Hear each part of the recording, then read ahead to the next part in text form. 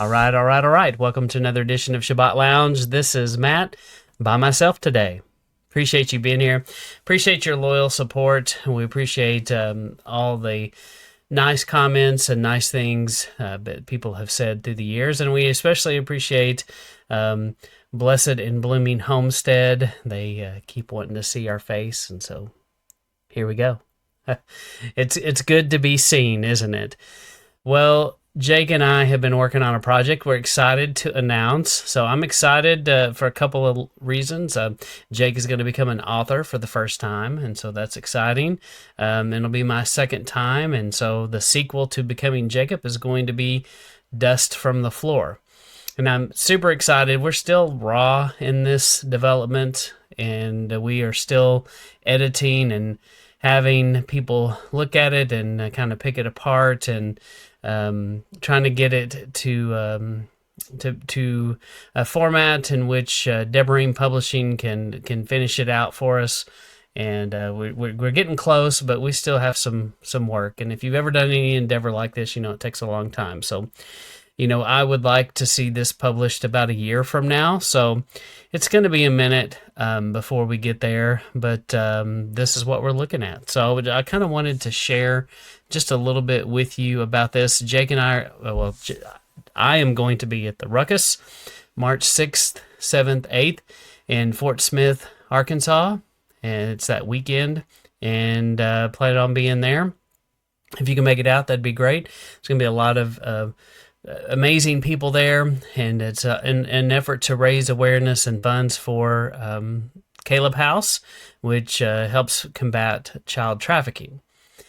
And at this ruckus, I'm going to sit at a table, and I'll get to meet you if you get a chance to come by. And I'll interview some people as long as I have battery and can all the technology pieces work. We'll try to get some interviews and some content while we're there. And I'll get people to sign up for updates from Dust from the Floor.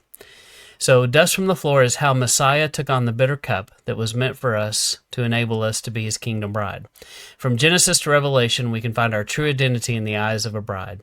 From Genesis to Revelation, our groom pursues a relationship with us. Embark on Sabbath Lounge journey through Torah, feast, and prophetic truths, captivating exploration of our spiritual heritage by Sabbath Lounge, Matt Cook and Jacob Pessia. So as we go through the book, we kind of go in order from the Torah portions. But we start off talking about what are the roots of the wedding. And then we go through the different Torah portions and where it's applicable, we reveal how the wedding model is used through the Torah. Not all Torah passages and reading portions are necessarily 100% applicable, but we go through that and all the way to the end of Deuteronomy. We've got some tables and charts that we made along the way, and then we talk about the gospel story told in the feast. We're going to break down each feast and how they play a role in telling this wedding story. We're going to talk about the two sticks becoming one. We're going to talk about Ruth and Boaz.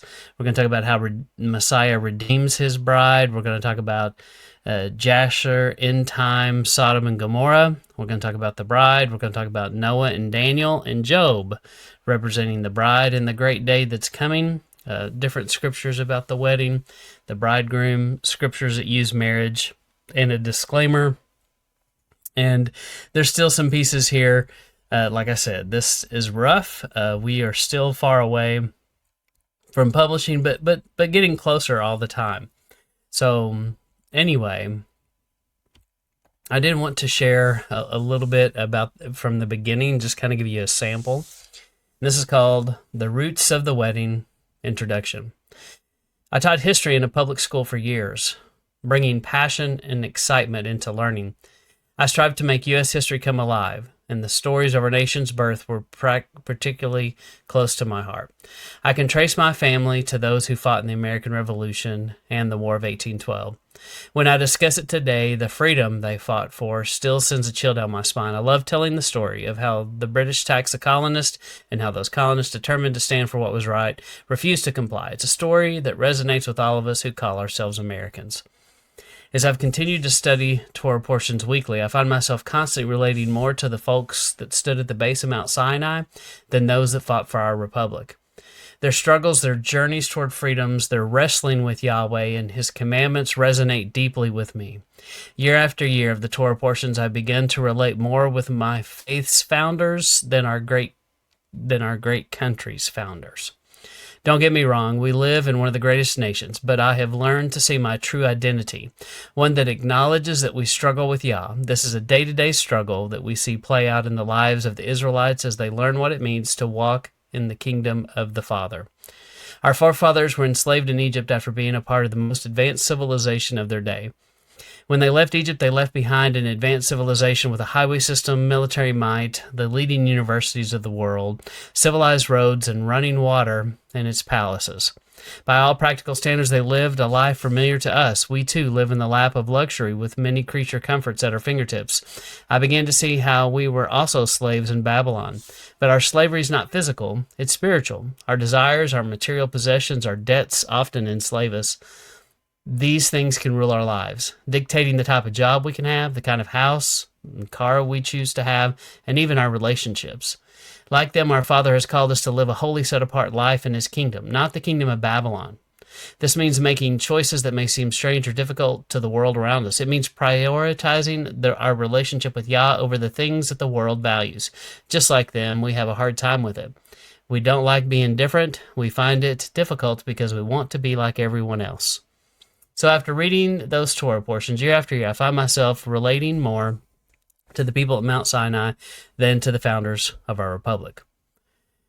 This story resonates deeply with us because it echoes our struggles and triumphs. You and I have lived in a spiritual Egypt for most of our lives. We're being shaped by the values and priorities of this foreign culture that we've been living in, and we may not have even realized it. Some of us are just now waking up to the truth of who we are. We're waking up to the reality of our spiritual heritage, our connection to the Creator, our responsibility to live to a higher calling and standard which He's called us to live. We're waking up to what it means to be holy and genuinely set-apart people. So we want to take you back to Mount Sinai for a minute and imagine that you're standing there watching Moses and you have these incredible conversations with the Father. The people see the smoke, they know the mountain's on fire, they feel the ground tremble beneath them, and it makes them scared. They're so frightened they say, "Moses, we're afraid of him. Would you talk to him for us so we don't have to speak to him?" Little did these people know that the Elohim of the universe was coming into a covenant relationship with the people. He would be their Elohim, and they would be His people. This marriage relationship comes together at Mount Sinai, and while the marriage takes place, the bride cheats on the groom.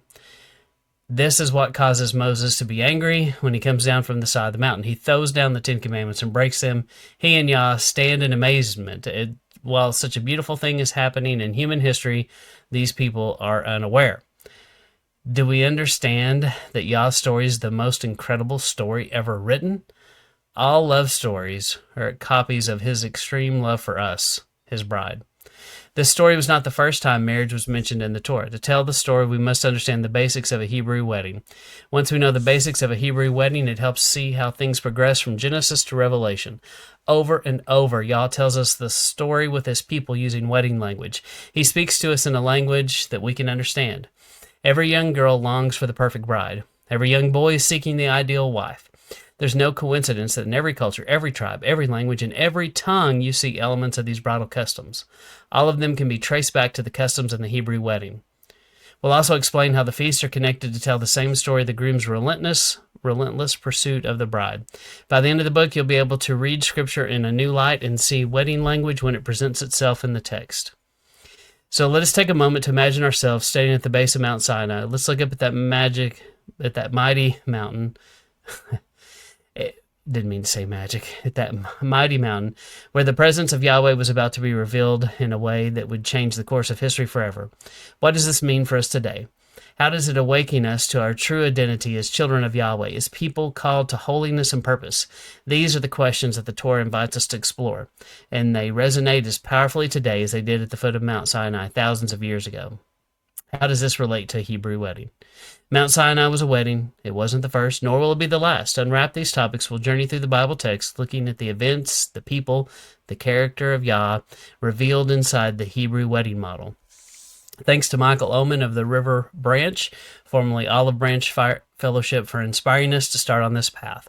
And I do appreciate him, and I want to acknowledge that he was instrumental in this process, and just can't thank him enough for the direction he pointed us. And I hope that this book and the way we're presenting this will be a great benefit to you. But anyway, that is just the introduction. And so if you are interested in that book, we would like you to get on our mailing list so we can keep you updated with things that come out.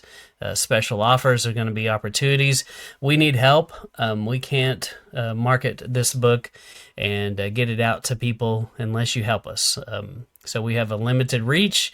It's not like we have millions of dollars behind us with advertising, and this is funded on what we can do, which isn't a whole lot. So but we really need people to grab this and to rebroadcast it, to share it, to like it, to let other people know in your network. All of us have a networks of friends and family and other people, other influencers.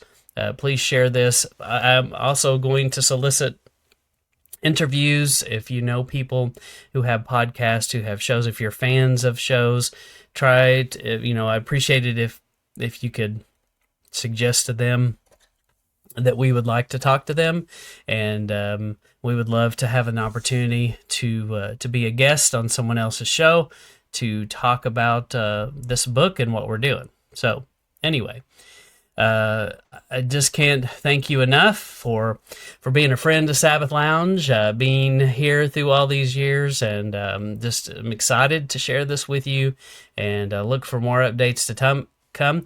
If you go to sabbathlounge.com, let me show you that real fast.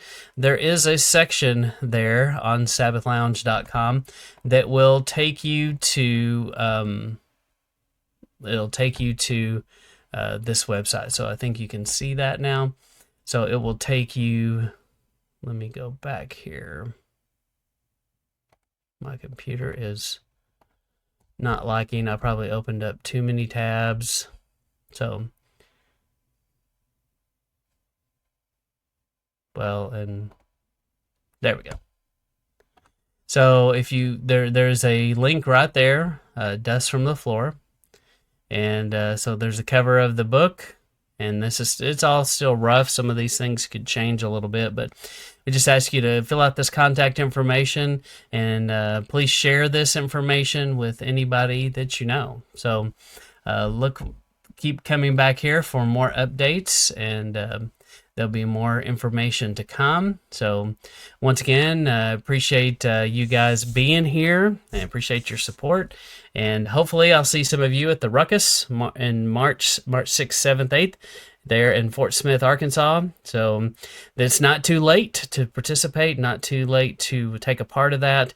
And there's going to be all kinds of vendors there, not to mention you're raising money for a good cause, and you're going to be around other fellow Torah observers. There'll be a Sabbath service that we'll participate in on that Saturday. And then, of course, the Ruck happens on Sunday, and we would like any and all to participate. It's about an hour-long Ruck, and hope to see you there. And as always, reach out to Sabbath Lounge, leave us a comment, a like, share, subscribe, and let us know what you're thinking. Let us know your thoughts, and we look forward to one day in the next year or so putting this book in your hands. And this is Matt signing out.